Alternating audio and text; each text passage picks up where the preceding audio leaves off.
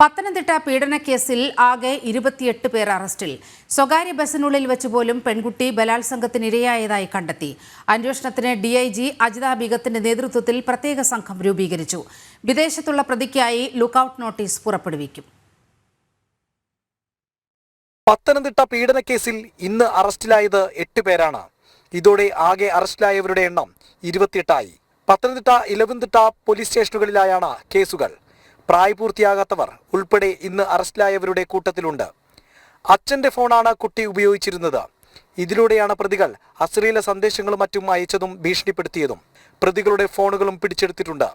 ഇവയും പെൺകുട്ടിയുടെ diary കുറിപ്പുകളും കേന്ദ്രീകരിച്ചുകൊണ്ടാണ് police ആദ്യഘട്ട അന്വേഷണം നടത്തുന്നത്.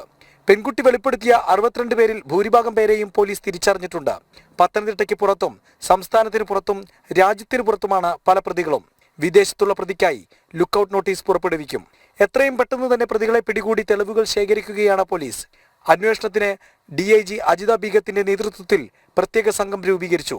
പത്തനംതിട്ട SP VG വിനോദ് കുമാറും DYSP S നന്ദകുമാർ അന്വേഷണ ഉദ്യോഗസ്ഥനായ 25 അംഗ അന്വേഷണ സംഘത്തിൽ ഉൾപ്പെട്ടിട്ടുണ്ട്. കൂടുതൽ അറസ്റ്റുകൾ തുടർന്നുണ്ടാകും. DIG നേരിട്ടെത്തി അന്വേഷണം ഏകോപിപ്പിക്കും. പെൺകുട്ടി നൽകിയിരിക്കുന്ന മൊഴിയെ സാധൂകരിക്കുന്ന ശാസ്ത്രീയ തെളിവുകൾ ശേഖരിക്കുകയാണ് പോലീസിന്റെ മുന്നിലുള്ള വലിയ വെല്ലുവിളി.